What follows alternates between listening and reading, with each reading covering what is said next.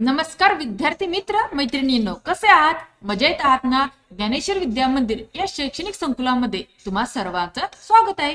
विद्यार्थी मित्रांनो, तुम्ही आपल्या ज्ञानेश्वर विद्या मंदिर व स्वामी समर्थ ई लर्निंग या युट्यूब चॅनेलला सबस्क्राईब केले का? तर सबस्क्राईब केलं नसेल तर लगेच सबस्क्राईब करून घ्या व सबस्क्राईब समोर जे नोटिफिकेशन आहे त्याला हिट करा, जेणेकरून आपल्या चॅनेलवरती अपलोड होणारे नवनवीन शैक्षणिक व्हिडिओ तुम्हाला पाहायला मिळतील. आज आपण पाहणार आहोत प्रजासत्ताक दिनानिमित्त मराठी भाषण. काय पाहणार आहोत? प्रजासत्ताक दिनानिमित्त मराठी भाषण. या भाषणाचा तुम्हाला शाळेमध्ये होणाऱ्या कार्यक्रमासाठी नक्की उपयोग होईल. तर हे भाषण तुम्ही तुमच्या वहीमध्ये लिहून घ्या. चला पाहूया भाषणाला.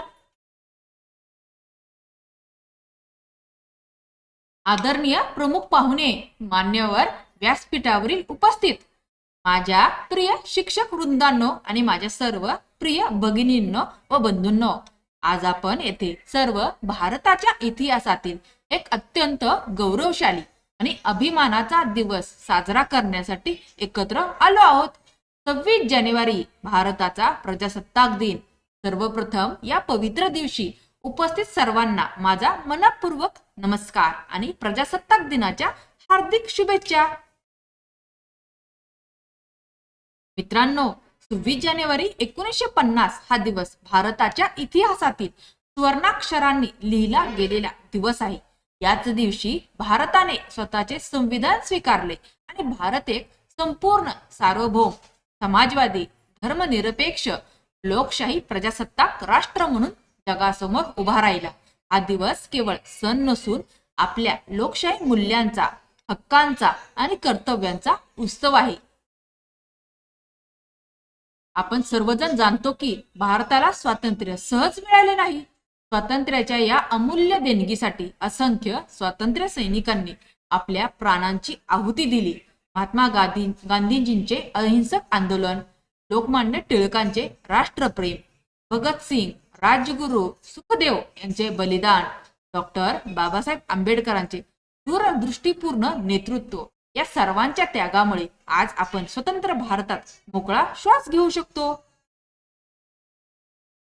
मित्रांनो, स्वातंत्र्य मिळाल्यानंतर देशापुढे सर्वात मोठे आव्हान होते देश चालवण्यासाठी एक सक्षम, न्याय आणि सर्वसमावेशक संविधान तयार करणे. डॉक्टर बाबासाहेब आंबेडकर यांच्या नेतृत्वाखाली संविधान सभेने अथक परिश्रम घेऊन आपल्याला जगातील सर्वात मोठे लिखित संविधान दिले. आपल्या संविधानाने आपल्याला स्वातंत्र्य, समता, बंधुता आणि न्याय ही मूल्ये दिली आहेत.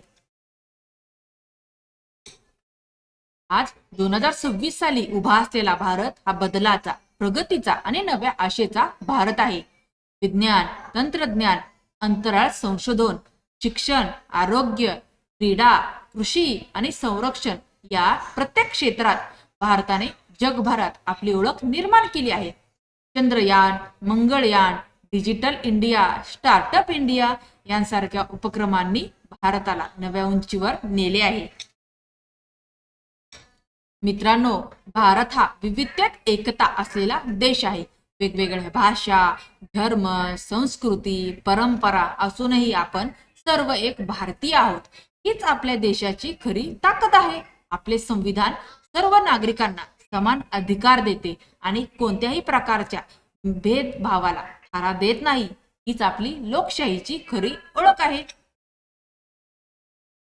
परंतु अधिकारांसोबत कर्तव्यही तितकीच महत्वाची आहेत. एक जबाबदार नागरिक म्हणून आपण आपल्या देशासाठी काय करतो हे स्वतःला विचारणे आवश्यक आहे. स्वच्छता राखणे, पर्यावरणाचे संरक्षण करणे, कायद्याचे पालन करणे, सामाजिक सलोखा जपणे आणि राष्ट्रप्रेमाची भावना मनात ठेवणे ही आपली सर्वांची कर्तव्य आहेत.